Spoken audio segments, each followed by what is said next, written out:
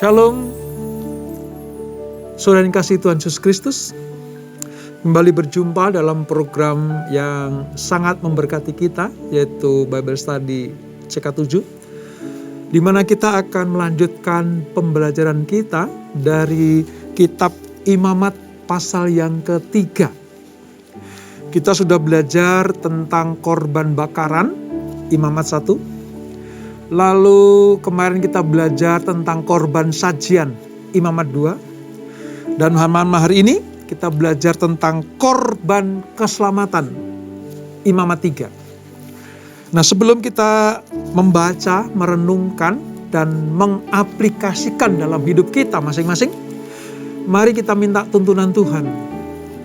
Kita minta jamahan Tuhan supaya kita mengerti apa yang menjadi maksud Tuhan di dalam firman yang akan kita baca dan pelajari ini.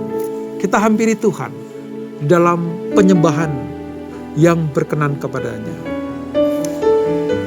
Haleluya, Yesus. Ini kami Tuhan, kami bawa persembahan kami hanya kepadamu, hanya kepada satu-satunya Allah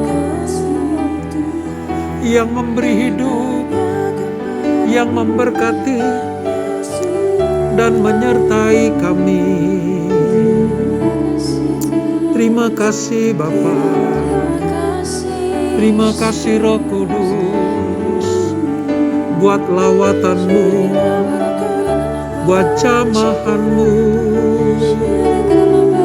Kami bersyukur kepadamu, kami bersyukur kepadamu. Ini aku, semua milikku, ku serahkan padamu Tuhan. Penyesalan dan kebanggaan, suka dan duka, semua ku serahkan. Yang telah lalu, yang akan datang, hasrat dan harapan yang terbayang, masa depan dan rencanaku, semua ku serahkan dalam tanganmu. Ku persembahkan hidupku kepadamu Tuhan, untuk kemuliaan-Mu ku berikan hidup ini sebagai persembahan yang berkenan padamu. Ini kami Tuhan, kami bawa hidup kami kepadamu. Ini aku, segala yang kami Semua milikku, ku serahkan padamu Tuhan. Penyesalan dan kebanggaan, suka dan duka, semua ku serahkan. Yang telah lalu, yang akan datang, hasrat dan harapan yang terbayang, masa depan dan rencanaku, semua ku serahkan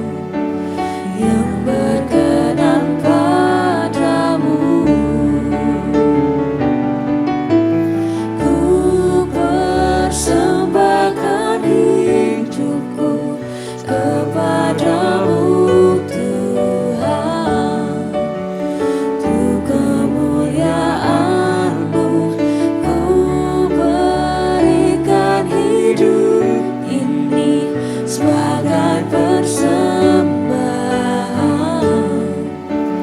yang berkenan padamu.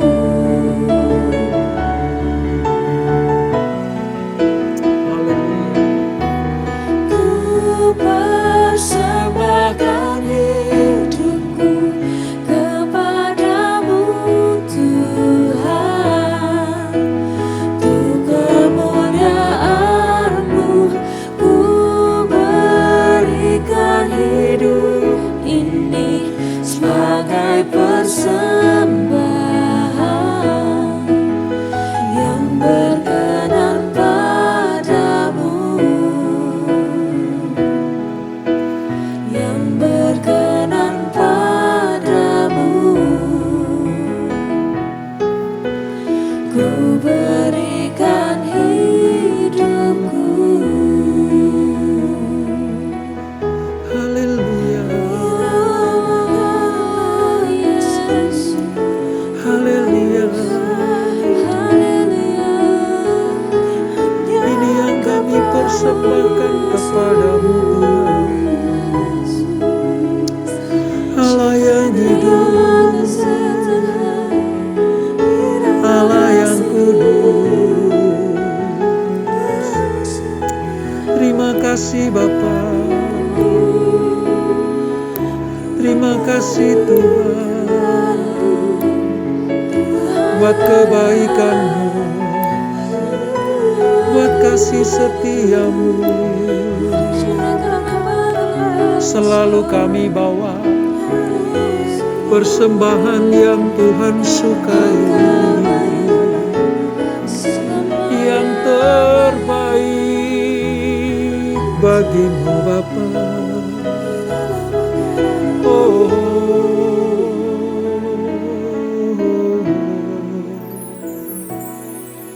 Ku bawa kepadamu, oh Tuhan, persembahanku ini. Ku ingin Engkau menerima korban syukurku melalui pujian. Takkan pernah ku bawa selain yang terbaik, yang harum dan sejati di hadapan tahta-Mu. Yesusku, terimalah korban syukurku ini yang mengalir di hatiku sebagai persembahanku. Takkan pernah ku bawa selain yang terbaik, yang harum dan sejati di hadapan tahta-Mu. Yesusku, terimalah korban syukurku ini yang mengalir di hatiku sebagai persembahanku, yang mengalir di hatiku, yang mengalir di hatiku, yang mengalir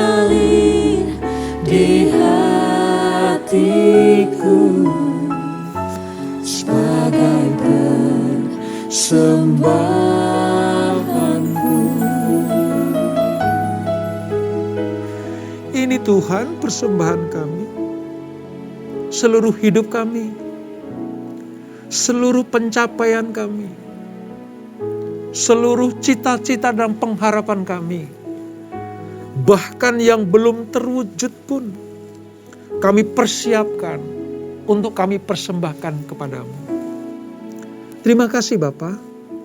Biarlah Kau berkenan atas pujian kami, atas persembahan kami, penyembahan kami yang harum di hadapan-Mu. Ajar kami selalu memberikan yang terbaik ya Tuhan, seperti apa yang Kau inginkan untuk kami lakukan. Sebentar kami akan melanjutkan pembelajaran kami dari kitab Imamat pasal yang ketiga ini.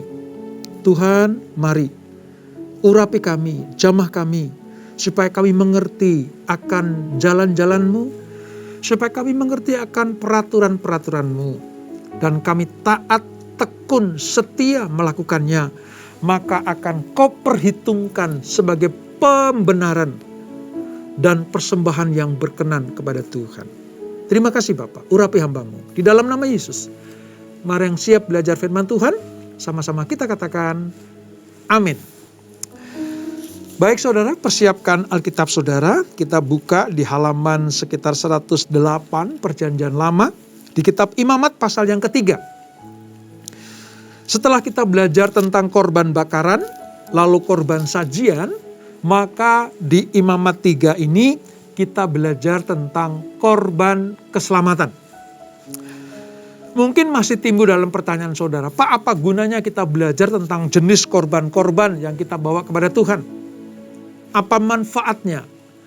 Apa nilai untungnya buat kami umat perjanjian baru? Saya mau katakan buat kita saudara, kita tidak akan pernah bisa melakukan yang baru kalau kita belum mengenal apa yang lama dari cara-cara korban persembahan ini dipersembahkan kepada Tuhan. Supaya apa?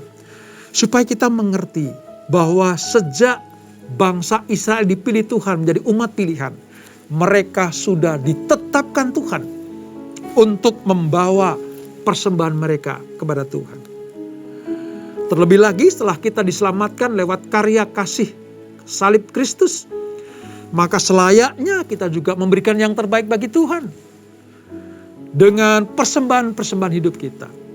Nah, oleh sebab itu hari ini kita belajar tentang korban keselamatan. Apa yang membedakan korban-korban yang lain dengan korban keselamatan ini? Mari kita baca saudara dari ayat 1 sampai dengan ayat yang kelima terlebih dahulu. Demikian firman Tuhan. Korban keselamatan. Jikalau persembahannya merupakan korban keselamatan, maka jikalau yang dipersembahkan itu dari lembu, seekor jantan dan seekor betina, haruslah ia membawa yang tidak bercela di hadapan Tuhan. Lalu ia harus meletakkan tangannya di atas kepala persembahannya itu dan menyembelihnya di depan pintu kemah pertemuan. Lalu anak-anak Harun, imam-imam itu haruslah menyiramkan darahnya pada mezbah sekelilingnya. Kemudian dari korban keselamatan itu ia harus mempersembahkan lemak yang menyelubungi isi perut dan segala lemak yang melekat pada isi perut itu sebagai korban api-apian bagi Tuhan. Dan lagi, kedua buah pinggang dan lemak yang melekat padanya yang ada pada pinggang dan umbai hati yang harus dipisahkannya beserta buah pinggang itu. Anak-anak Harun harus membakarnya di atas mezbah, yakni di atas korban bakaran yang sedang dibakar di atas api, sebagai korban api-apian yang baunya menyenangkan bagi Tuhan. Dan ini saudara, jenis persembahan yang ketiga atau korban yang ketiga adalah korban keselamatan.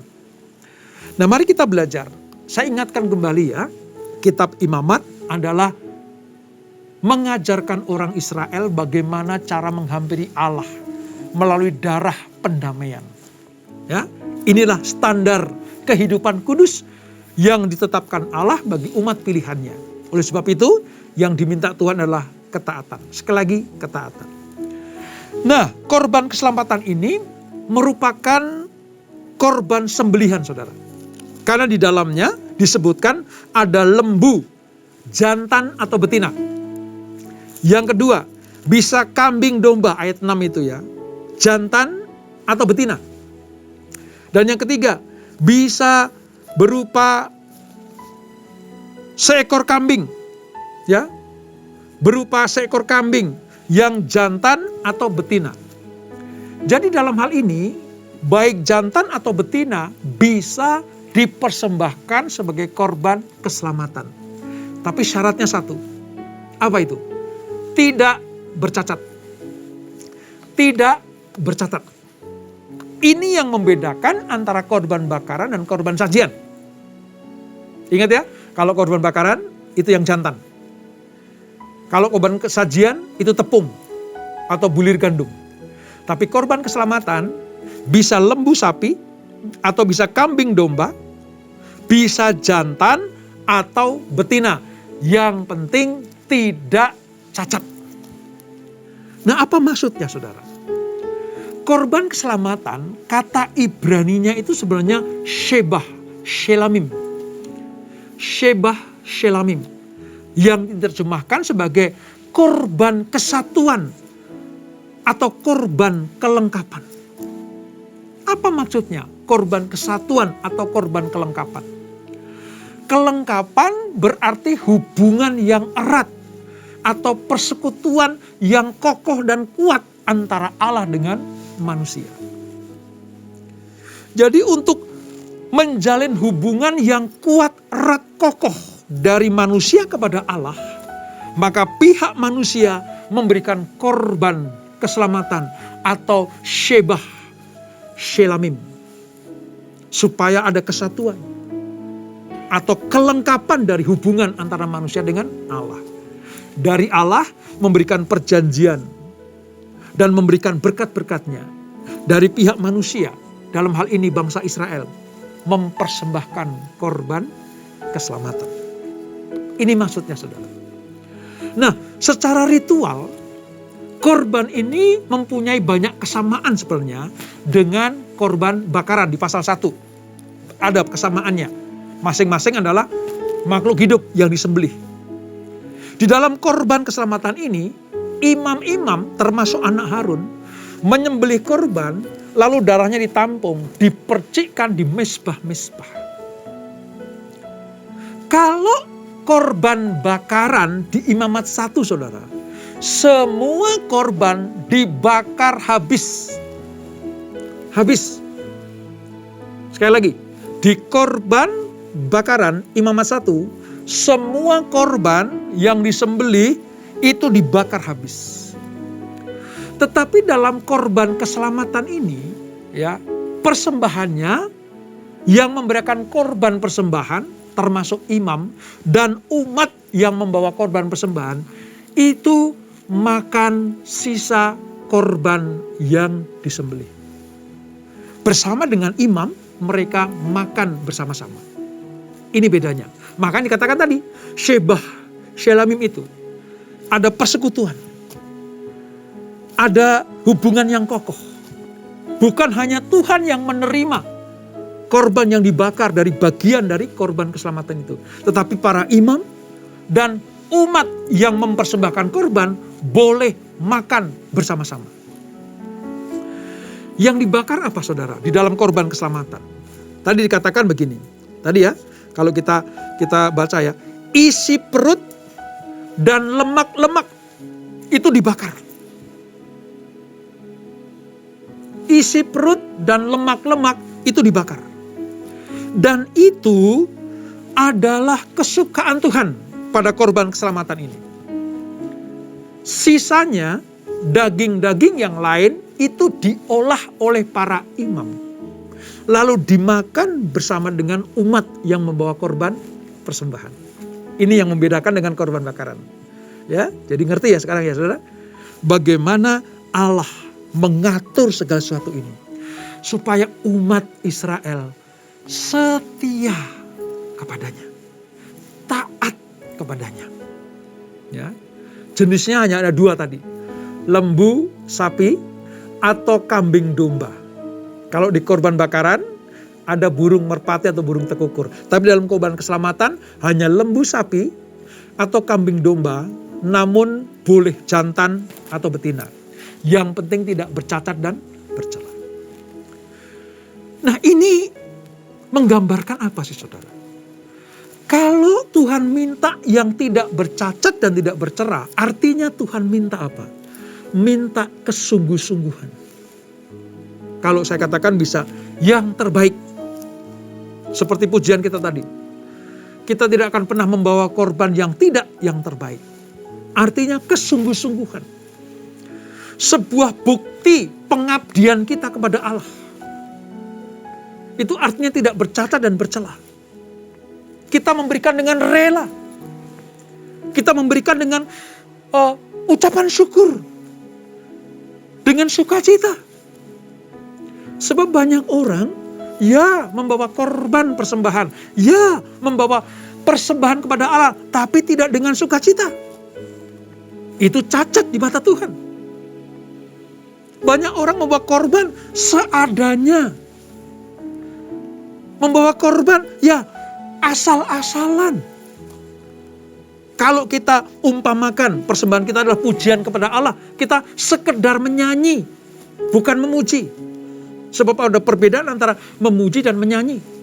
Banyak orang bisa menyanyi, tapi berapa banyak di antaranya berupa pujian kepada Allah? Kalau korbannya tidak bercacat bercela, Tuhan minta apa? Sungguh-sungguhlah membawa korban kepada Allah. Sungguh-sungguhlah mempersembahkan hidup kita kepada Tuhan. Dalam takut dan gentar kepada Tuhan, artinya hormat. Korban kita akan menjadi korban yang harum di mata Tuhan. Dan berikutnya, dalam korban ini, semua kalangan, semua pihak, baik Allah, imam, dan umat yang membawa korban, semua menikmati korban keselamatan ini. Allah sedemikian rinci membagi-bagi, mengatur persembahan ini. Supaya apa? Bukan hanya Allah yang menikmatinya. Tapi setiap para pelayan Tuhan, dalam hal ini para imam, Harun dan anak-anaknya juga menikmati. Bukan hanya Allah dan imam yang menikmati. Tetapi umat yang membawa korban persembahan juga menikmati. Inilah yang Tuhan atur saudara. Yang diminta cuma satu. Bangsa Israel, umat yang Allah. Dan dalam hal ini saudara dan saya ikuti apa aturan-aturan Tuhan. Kalau Tuhan suruh ke sini, lakukan. Kalau Tuhan bilang stop, berhenti. Kalau Tuhan katakan yang terbaik, ya yang terbaik. Kalau Tuhan katakan, ayo kamu bakar, semua dibakar. Kalau Tuhan katakan, silahkan ikut makan, ya makan. Sebab cara menghampiri Allah yang paling Tuhan suka adalah ketaatan terhadap perintah Tuhan. Dari korban keselamatan ini kita belajar. Ya, semua pihak menikmati apa yang Tuhan perintahkan. Ini ya saudara, dalam hal ini tidak ada alasan bagi anak-anak Tuhan untuk tidak mensyukuri atas semua yang Tuhan berikan buat kita. Karena Tuhan itu baik. Dia mencukupi kebutuhan dan hidup kita. Dan yang terlebih daripada itu, Tuhan memelihara kita. Oleh sebab itu, bentuk syukur kita kepada Tuhan, bentuk ucapan syukur kita kepada Tuhan, bentuk terima kasih kita kepada Tuhan, persembahkanlah hidupmu sebagai persembahan yang hidup, kudus, dan yang berkenan kepada Allah. Arti kata tidak bercacat artinya kudus dan yang berkenan kepada Allah. Tuhan minta apa dalam hidupmu? Mungkin waktumu, persembahkan kepada Tuhan. Di dalam bergereja di CK7 saudara, Tuhan memakai gereja ini ya lewat gembala kita untuk apa? Mempersembahkan waktu pertama kita setiap hari kepada Tuhan di doa fajar. Apakah kita sudah mempersembahkan waktu pertama kita setiap hari kepada Tuhan? Yang kudus dan tidak bercacat artinya sungguh-sungguh. Apakah kita lakukan itu dengan setia? Kalau kita lakukan, itulah persembahan yang berkenan kepada Tuhan. Yang kudus dan yang tidak bercacat artinya, apakah kita sudah mengutamakan Tuhan dibanding hal-hal yang lain? Kalau kita berani mengeluarkan harta kita untuk sesuatu yang sifatnya sementara, entah kesehatan, kecantikan, hobi, ya, kita berani bayar berapapun. Kita berani mengeluarkan harta kita, waktu kita, tenaga kita, pikiran kita untuk sesuatu yang sifatnya sementara. Masakan kita tidak memberikan yang terbaik bagi Tuhan? Awali hidupmu dengan membawa korban keselamatan kepada Tuhan. Maka saudara dan saya akan mendapat perkenanan Tuhan. Dan inilah Imamat pasal yang ketiga, korban keselamatan. Kita tundukkan kepala. Bapa di surga, terima kasih. Kami sudah pelajari 3 korban yang harus dipersembahkan kepada Allah. Korban bakaran, korban sajian, dan korban keselamatan. Sekarang kami mengerti, di dalam korban keselamatan ini, Allah mengizinkan, bukan hanya Tuhan yang menerima lemak dan isi perut yang dibakar itu merupakan dupa yang harum. Tapi juga Tuhan mengizinkan para imam menikmati daging-daging untuk dimasak, dimakan bersama. Dalam hal ini Harun dan anak-anaknya. Tapi juga Tuhan mengizinkan umat Allah menikmati korban ini. Ini artinya seperti yang Tuhan katakan, ini korban kesatuan, unity antara Tuhan bersama dengan umatnya yang diwakili oleh para imam itu. 3 pihak ini menikmati apa yang Tuhan izinkan untuk dinikmati. Kami belajar juga bagaimana entah itu betina atau jantan, bagi Tuhan yang penting tidak bercacat.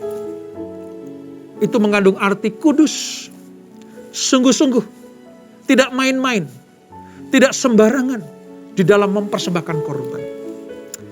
Seperti kami diminta Tuhan untuk mempersembahkan hidup kami, waktu kami, pikiran kami, tenaga kami, baik sebagai jemaat maupun sebagai pengerja. Ajarkan kami Tuhan memberikan yang terbaik kepadamu. Kami dididik, kami diajar supaya setiap mengawali hari kami membawa korban persembahan kami dalam doa fajar. Kami mau melakukan yang terbaik bagi Tuhan. Bukan hanya Tuhan yang menikmati, tapi kami juga harus menikmati korban-korban kami itu. Terima kasih Bapak. Berkati terus umat-Mu. Berkati terus gereja-Mu. Berkati kami semuanya. Supaya kami betul-betul taat dan setia kepada Tuhan. Terima kasih Tuhan Yesus untuk pelajaran pada malam hari ini. Bawa kami kepada kehendak-Mu. Keluarga demi keluarga diberkati Tuhan. Anak-anak muda, generasi Yeremia diberkati Tuhan. Untuk belajar taat dan setia. Menjaga kekudusan dan mempersembahkan hidupnya kepada Tuhan. Berkati suami, istri, anak-anak. Berkati pekerjaan usaha bisnis mereka. Berkati studi mereka. Berkati pelayanan mereka bagi mereka yang melayani Tuhan dan sesama. Berkati gereja-Mu. Kami percaya kalau gereja-Mu taat dan setia, maka gereja-Mu akan semakin diberkati Tuhan. Terima kasih Bapak. Sebelum kami berpisah, kami siapkan hati kami, terima berkat yang daripadamu. Kekasih-kekasih Kristus, arahkan hatimu kepada Tuhan. Terimalah berkat kasih anugerah dari Allah Bapa yang berlimpah-limpah. Di dalam anaknya yang tunggal Tuhan Yesus Kristus. Dan persekutuan yang manis dalam Roh Kudus menyertai kita semuanya. Mulai saat ini sampai Maranatha. Tuhan Yesus datang untuk yang kedua kali. Menjemput kita semuanya. Dibawa masuk dalam rumah Bapa yang kekal. Menikmati kemuliaan sampai selama-lamanya. Yang diberkati, sama-sama kita katakan, amin, amin, amin. Tuhan Yesus memberkati.